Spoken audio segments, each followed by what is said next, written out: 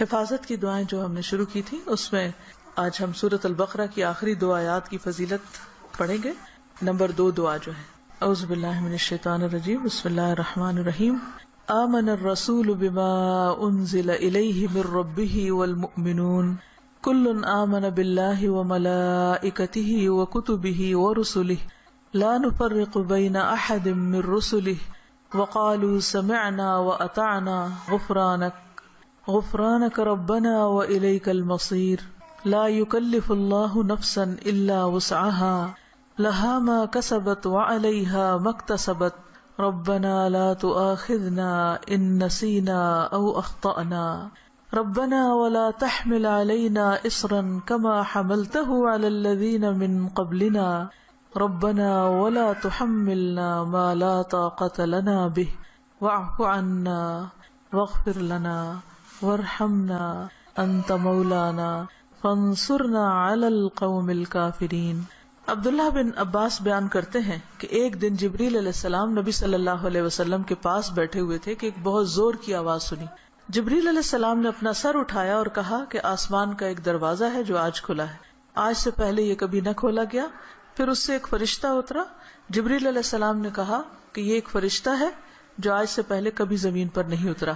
فرشتے نے سلام کیا اور کہا کہ آپ صلی اللہ علیہ وسلم کو 2 نوروں کی خوشخبری ہو جو آپ کو عنایت ہوئے ہیں، آپ سے پہلے یہ کسی نبی کو نہیں دیے گئے. اور دوسری سورۃ البقرہ کی آخری آیات، کوئی حرف اس میں سے تم نہ پڑھو گے کہ اس کی مانگی ہوئی چیز تمہیں نہ ملے. یعنی اس کو پڑھ کر اور دعائیں بھی قبول ہوتی ہیں. تو بات یہ ہے کہ اللہ تعالیٰ نے مختلف چیزوں کو مختلف پر فضیلت بخشی. جیسے رات ساری برابر نہیں، رات کا آخری حصہ اپنے فضیلت کے اعتبار سے باقی رات پر بھاری، یعنی سحری کا وقت جو ہے اس میں اللہ سبحانہ وتعالیٰ خاص طور پر دعائیں سنتے ہیں. اسی طرح دن کے اول حصے میں اللہ نے برکت رکھی ہے، اللہم بارک لی امتی فی بکورہا، یعنی صبح کا جو وقت ہوتا ہے. اسی طرح ہفتے کے دنوں میں جمعے کے دن کو فضیلت بخشی، سال کے مہینوں میں رمضان کو فضیلت بخشی. اسی طرح جگہوں کے اعتبار سے اللہ تعالیٰ نے مکہ کو خاص طور پر چن لیا. پیغمبروں میں بھی اللہ تعالیٰ نے بعض کو بعض پر فضیلت دی. اعمال میں بھی اللہ تعالیٰ نے بعض اعمال کو بعض اعمال پر فضیلت دی. اسی طرح قرآن مجید کی بعض آیات کو بعض پر فضیلت دی گئی. حالانکہ کلام سارا اللہ سبحانہ و تعالیٰ کا ہے، لیکن بعض حصہ بعض سے زیادہ برکت والا ہے. حالانکہ سب میں ہی خیر ہے، سارے میں خیر ہے. تو اسی میں سورۃ الفاتحہ کا ایک خاص مقام ہے. اور سورۃ الفاتحہ جو ہے اس کو سورۃ شفا بھی کہا گیا ہے، رقیہ بھی کہا گیا ہے. اس کو ہر نماز میں پڑھنے کو واجب قرار دیا گیا ہے. اور پھر اس کو پڑھ کر اگر دم وغیرہ کیا جائے تو وہ بھی فائدہ مند ہوتا ہے. اور تجربے سے یہ بات ثابت ہے، جب صحابہ کرام میں سے کسی ایک نے راستے میں کسی سفر کے دوران ایک قبیلے کے سردار کو جو بچھو کاٹ گیا تو اس پر دم کیا تو اس کو آرام آ گیا، جبکہ اس کو کسی اور چیز سے فائدہ نہیں ہو رہا تھا. تو اب یہ جو خصوصیت سورۃ الفاتحہ کے اندر ہے وہ کسی اور حصے میں اس طرح نہیں ہے. اسی طرح سورۃ البقرہ کی آخری 2 آیات بھی بہت اہمیت کی حامل ہیں. اور ان کی ایک فضیلت جو یہاں پتہ چلتی ہے کہ ان کو پڑھ کر اگر کوئی شخص دعا کرتا ہے تو وہ دعا قبول ہوتی ہے. ایک اور حدیث میں آتا ہے، عبداللہ بن مسعود سے روایت ہے کہ جب رسول اللہ صلی اللہ علیہ وسلم معراج پر تشریف لے گئے تو آپ سدرۃ المنتہا تک پہنچے. زمین سے جو کچھ بھی چڑھتا ہے وہ یہیں آ کر ٹھہر جاتا ہے، پھر لے لیا جاتا ہے، اور جو اوپر سے اترتا ہے وہ بھی یہیں ٹھہر جاتا ہے، پھر لے لیا جاتا ہے. اللہ تعالیٰ نے فرمایا یخشی السدرۃ ما یخشی، جب ڈھانپ رہا تھا سدرہ کو جو کچھ کے ڈھانپ رہا تھا.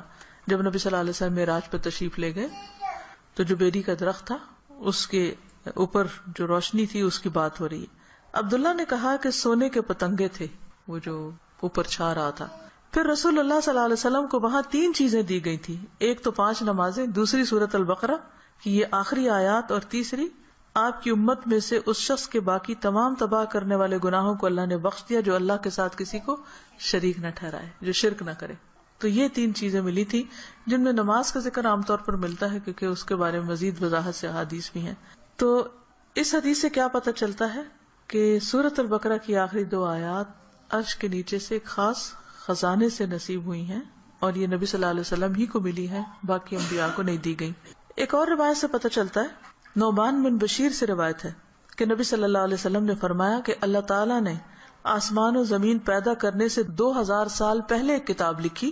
اس کتاب میں سے 2 آیات اتاری جن کے ساتھ سورۃ البقرہ کو ختم کیا. کب کی بات ہے یہ؟ زمین و آسمان کے پیدا کرنے سے 2000 سال پہلے کی بات. قلم کب پیدا ہوا تھا؟ 50,000 سال پہلے باقی چیزوں کی تخلیق کے. جس گھر میں 3 رات یہ آیات پڑھی جائیں شیطان اس کے قریب نہیں آتا. رسول اللہ صلی اللہ علیہ وسلم نے فرمایا مجھے سورۃ البقرہ کی آخری آیات عرش کے نیچے ایک خزانے سے دی گئی. مجھ سے پہلے یہ آیات کسی نبی کو نہیں دی گئی.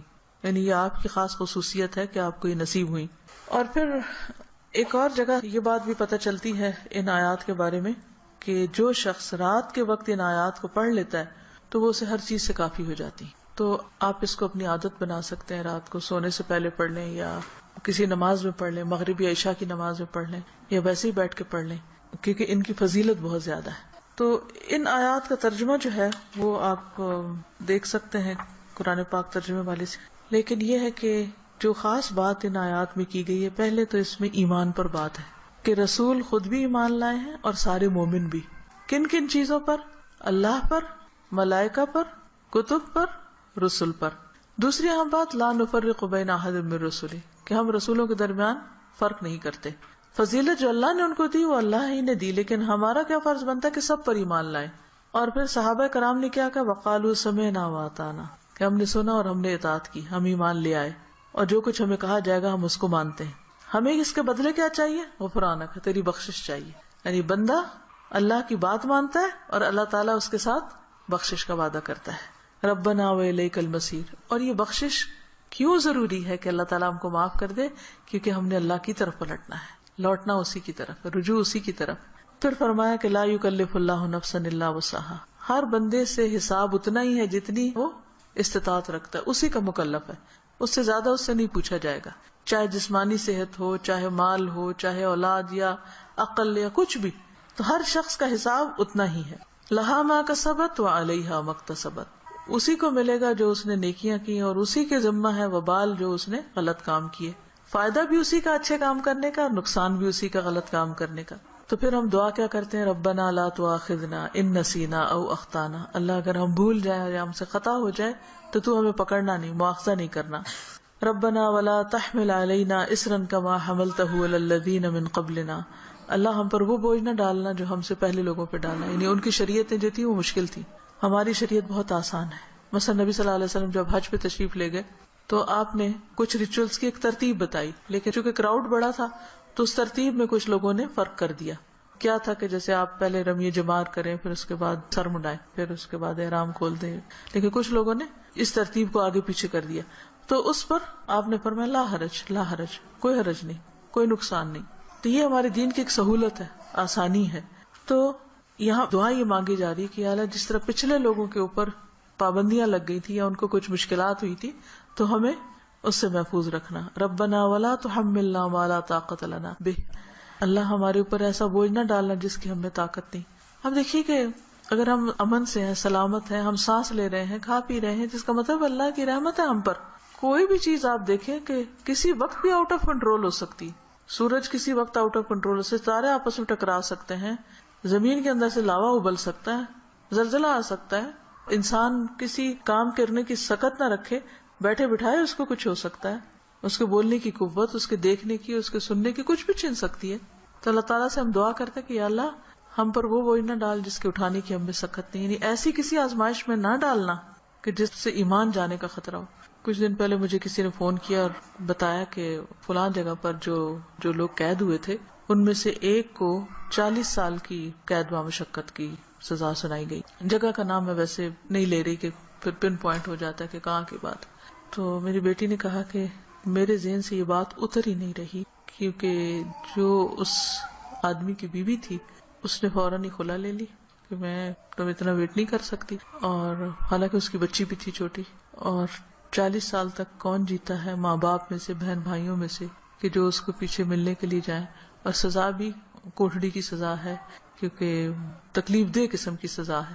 تو وہ کہتی اس شخص کی بیوی نے خود آ کے بتایا کہ میں یعنی کہ کس طرح یہ سب کچھ ہوا اور کیسے وہ پکڑا گیا اور کیسے سزا ہوئی, کس طرح میں نے خلا لے لی اور اب میں خود ارن کر رہی ہوں, اپنا زندگی چلا رہی ہوں. کہتی کہ مجھے جو چیز بہت زیادہ ڈسٹرب کر رہی ہے وہ یہ کہ دنیا میں بھی بعض اوقات لوگوں پر ایسی بڑی بڑی تکلیفیں آ جاتی ہیں کہ جس میں سارے ہی ساتھ چھوڑ جاتے ہیں, تو قبر میں کیا ہوگا اور جہنم میں کیا ہوگا, کوئی حال نہیں پوچھنے آئے گا. اس لیے بہت ضروری ہے کہ ہم ایک تو دنیا میں بھی ایسی آزمائشوں سے پناہ مانگیں، کیونکہ آپ دیکھیں کہ آپ کو 40 سال ایک کمرے کے اندر رہنا پڑے یا ایک 4 دیواری کے اندر رہنا پڑے تو انسان کی حالت کیا ہو جائے. ہم اچھے بھلے کھاتے پیتے چلتے پھرتے ہم کہتے ہیں جی اب ہمارے فزیکل چینجز آ رہے ہیں، اب ہم جوان ہو رہے ہیں، اب ہم بوڑھے ہو رہے ہیں، اب ایسا ہو رہا ہے، ابھی ویسا ہو رہا ہے. تو ایک شخص جس کی جوانی بڑھاپا سب کچھ ایک جیل کے اندر گزرے، اس کی کیفیت کیا ہو سکتی ہے جس کی کہ مجھے 40 سال یہاں رہنا ہے، 40 سال یہاں. اس کے لیے تو زندگی ایک طرح سے ختم ہے. تو میں نے اس کو سمجھایا کہ دیکھو 40 کے بعد نکلے گا تو صحیح نا، اگر زندہ رہا.